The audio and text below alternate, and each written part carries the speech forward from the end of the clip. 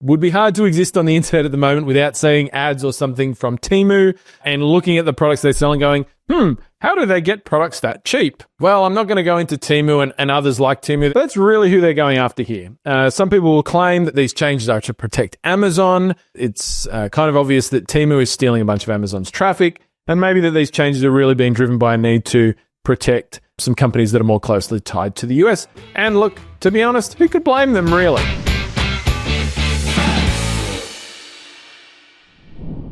Did the US government really just kill dropshipping? Okay, so on this channel here, myself and my co-host Ben, we've been dropshipping for a combined 20 plus years. And to be honest, we're just over the attention-grabbing headlines and BS that people propagate when it comes to dropshipping. Every single year since we've been dropshipping, which goes way back to 2014, somebody out there online has been saying, dropshipping's dead. Dropshipping's dead in 2023. Dropshipping's dead in 2022. Dropshipping's dead in 2021. And 2024 is no different. In the last couple of months, there's been a whole bunch of people who have come out and said, oh, dropshipping's dead. And it's because of some recent changes that the Biden administration in the US has said they're going to make. So, is this really true? I'll get into the changes in a moment, but let's just answer the big question right out of the gate. Is it really true that the regulations that the US government is changing kill dropshipping? The answer is no. They do not kill dropshipping. That is a vast over-exaggeration of the truth. And anyone who makes that claim is simply seeking to grab a headline and get some attention. So I'm going to get into what the changes are and who they specifically affect. But just in case you're new to this idea of dropshipping and e-commerce, I'm going to quickly explain what dropshipping is. So dropshipping is merely a method of e-commerce fulfillment. It is not a business model. Dropshipping means that there is business A runs a website, an e-commerce website where they sell physical products. When a customer orders a product on website A, which is run by company A, that company does the marketing, does the customer service, collects the payment for the product, and then they go and purchase that product that the customer ordered on their website from company B, who is the supplier. Now, company B could be anywhere. They could be in the same country as the customer. They could be in the same country as the website that the customer purchased from, or in some cases, under some forms of dropshipping, they could be in another country like China. Company B, the supplier, ships the product from their warehouse directly to the customer. And that is dropshipping. From the customer's perspective, the purchase is the same as any e-commerce website. They place an order, they make a payment, the product gets shipped to them, they get a fulfillment notice, and often they don't know, they're none the wiser as to where it's coming from. And there's nothing wrong with that. Dropshipping, this practice of fulfillment, this particular method of fulfillment, has been happening for more than 20 years. It's been happening almost as long as e-commerce itself has been happening. And it happens on massive websites that you definitely know, like Amazon or Walmart. So dropshipping is sometimes reported by some people as to be this weird little niche thing that some people who are kind of scammy do over here in this part of the world. The reality is it happens everywhere, and it's been happening for a really long time, and it's not going anywhere. It's not going to stop, and there's nothing wrong with it. Okay, so that's the general idea of dropshipping. Now, let's talk about the changes that the US government recently, the Biden administration, has made. So the US has, customs laws and laws relating to how products are imported into the country, when payments are due, like customs payments and things like that, tariffs, etc., etc. Now, for some time, I don't know the actual length of time, there has been what's known as a de minimis rule or a de minimis exemption in place, which says that if products are under a certain price, and that price point is $800, they're not required to, there's no customs duties or tariffs or taxes related to them, and they don't have to meet certain other documentation requirements. Now, this has been around for some time.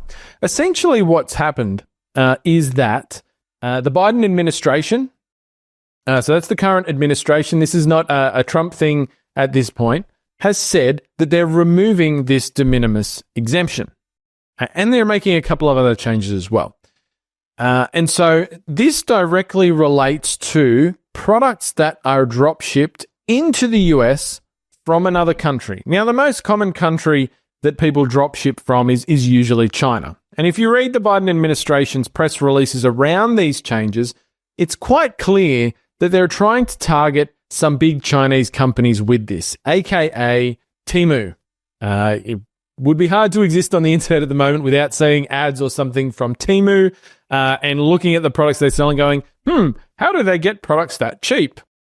Well, I'm not going to go into Temu and others like Temu. There's others that they're targeting here, like possibly Shein and some other large Chinese dropship type companies. But that's really who they're going after here. Some people will claim that these changes are to protect Amazon. It's kind of obvious that Temu is stealing a bunch of Amazon's traffic, and maybe that these changes are really being driven by a need to protect some companies that are more closely tied to the US. And look, to be honest, who could blame them really? So the changes at this point haven't actually taken effect. So that's the first thing to note. They've been announced, but it takes some time for changes like these to run through. It could take 18 months, it could take a couple of years. And of course, we have a new government that is coming into place in the US in the not too distant future. And it's unclear exactly at this point as to how they're going to this is going to be put into effect under them. So what are the three changes? The first change is that customs duties and tariffs will now apply to all products, regardless of their price, that are drop shipped from China and or other countries, one would assume. So that in and of itself is not a massive problem. Now, if you're running a business that drop ship cheap products from China, and I'm going to go into this further in a moment, this idea of drop shipping from China, because it's a bad idea in the first place for many other reasons. But let's say you were doing that. Right now, you will have to, or your customer will have to pay a customs duties or tax on each order. Now, from a margin perspective, that's probably not going to be the end of the world. And that in and of itself would not stop you from drop shipping from China. Yes, it would reduce the profit margin a little bit on doing so if you already had one in the first place. But that in and of itself is not the problem here for the companies that this change is targeting. It's the next two changes that are being made here, which maybe a lot of people aren't focusing or understanding quite so much, that actually do make it much more difficult.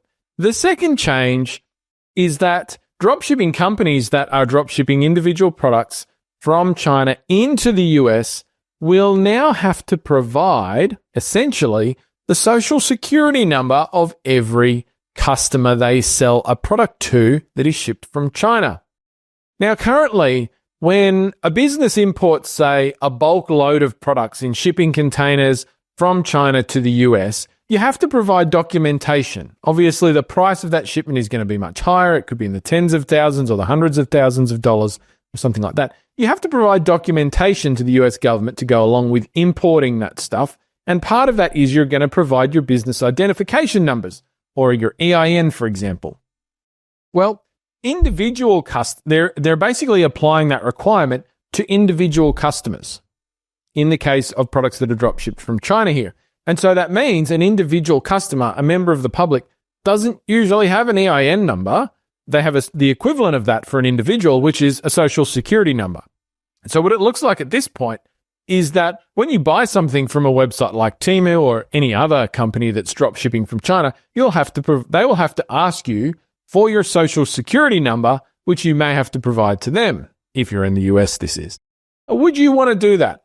Well, most people are willing to bet that you're probably not going to want to do that. I know I wouldn't want to do that. I wouldn't want to give an e-commerce company any information that I don't have to, because how do I know how they're going to protect it?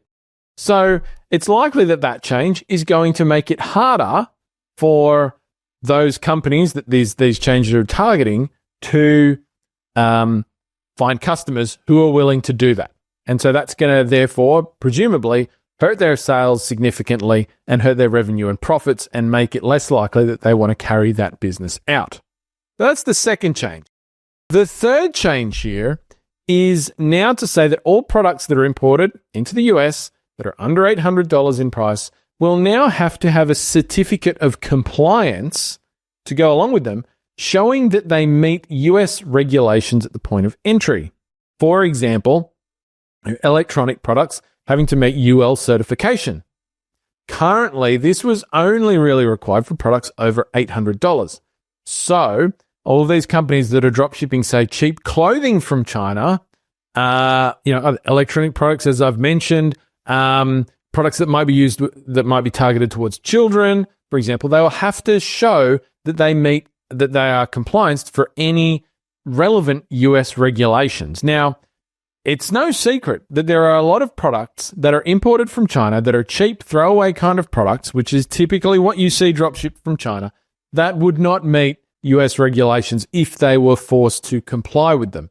It will cost those companies more to attain that sort of compliance, and therefore less likely that it's financially viable for them to be dropshipping them in one by one.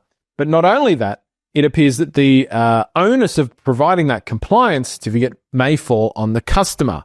And once again, how many customers do you think are going to want to have to do that every time they buy something that is dropshipped in from China? It's unlikely that they would want to, but it's also unlikely. Like, there's examples of products dropshipped in from China that contain harmful chemicals, heavy metals, all sorts of nonsense. And so from one perspective, I can see that this change makes sense. It is the case that unsafe products have been dropshipped in from China in the past, probably still currently are, and the US government wants to cut that out to protect consumers. Not a bad change, if you ask me.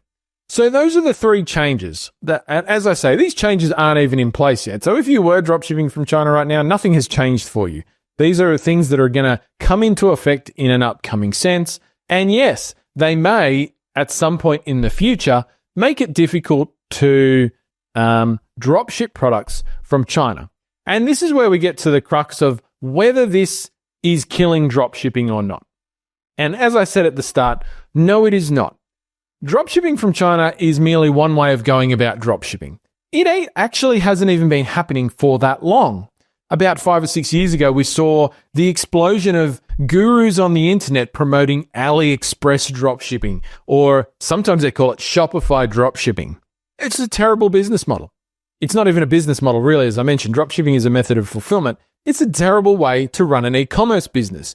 It was 5 or 6 years ago, it was 2 years ago, and it still is today. So regardless of these regulations, it's not really something you should be doing anyway.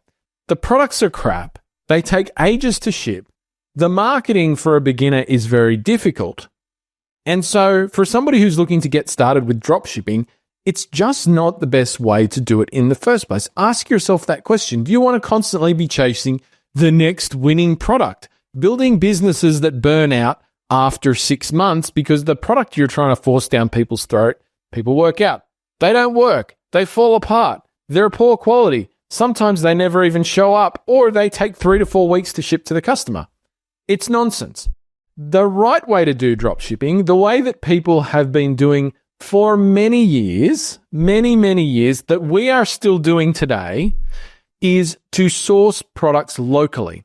So if you run a business in the US, if you live in the US and you're running a business, if you're selling to US-based customers, you should be dropshipping them products that are warehoused already in the US. Generally, this means they're going to be brought there in large quantities. They're always going to be in stock. Shipping timeframes are going to be much shorter, so the customer gets an experience that they actually expect from an e-commerce business. The products are more likely to comply with US regulations and laws, and it's a better experience for you as a business owner. I can take this one step further. The best way to do dropshipping at this point is what we call high-ticket dropshipping versus AliExpress dropshipping, which is usually low-ticket dropshipping. And the simple reason for this is, just think about it. Let's say you sell a $20 pair of fake eyelashes. Maybe you make $5 to $10 profit when you sell one of those currently without any of the upcoming changes. And you're dropshipping that from China to a customer in the US. Now, that's a product I've seen people try and dropship before, right? How many of those do you have to sell to make any real money? thousands and thousands and thousands of individual orders that you have to work to fulfill constantly. Then you have to deal with all the customer service, the dissatisfied customers because the product is nonsense. Now, I want to flip that. Let's say you were selling an infrared sauna that's warehoused in the US. The customer receives it in 2 to 3 days. It sells for $6,000. And when you sell one, your profit is $1,000 in your pocket pre-tax. Now, ask yourself the question. It's already warehoused in the US. You're sourcing it from a US company that people already know and trust, a brand name they are already looking for. And so ask yourself the question, do you want to sell one product and profit $1,000 or sell 1,000 products to make the same amount of money? 1,000 orders that you have to fulfill, that you have to work on. I know which I prefer, and that's what we do. We do high-ticket dropshipping, and this is the method of dropshipping that has been working, as I said, for more than 20 years. I've personally been doing it for more than 10 years. It works today just as well as it does the day that I started, and it is completely unaffected by these US government changes that we've been talking about in this video. So how do you get started? There's simple 5 steps to start a high-ticket dropshipping business. First, you want to go and find a niche. So your niche includes the customers you're going to serve and the products you're going to sell them. Second, you're going to set up a website, and we do use the Shopify platform. It's a great platform for beginners. It's very friendly. It's easy to use. You can build a good, high-quality website on that platform, and you build it because in the next step, the third step, you're going to reach out to suppliers.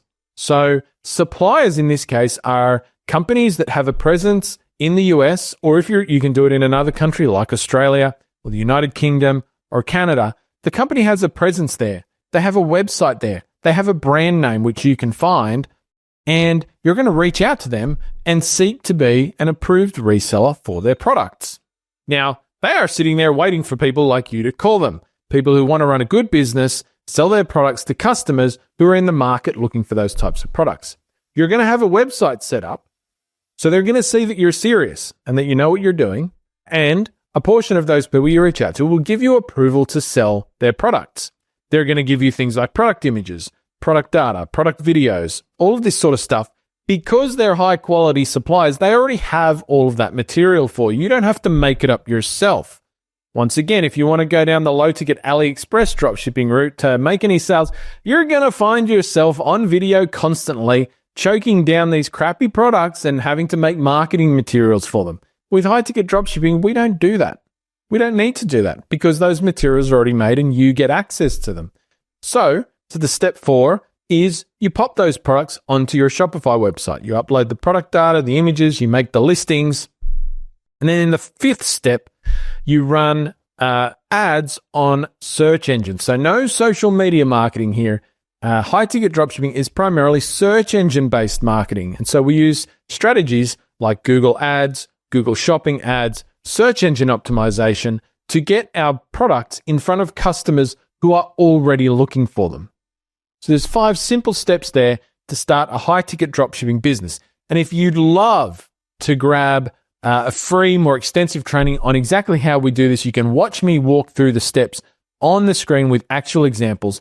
Head to dropshipbreakthrough.com/go. You'll find a link below as well. And you can grab a free training that takes you through in more depth as to how you can get one of these businesses started in the next month and start making your first sales. So once again, the recent US government changes to the customs regulations and the de minimis rule or exemption do not kill dropshipping. Dropshipping is still a viable method of e-commerce fulfillment and will continue to be for quite some time.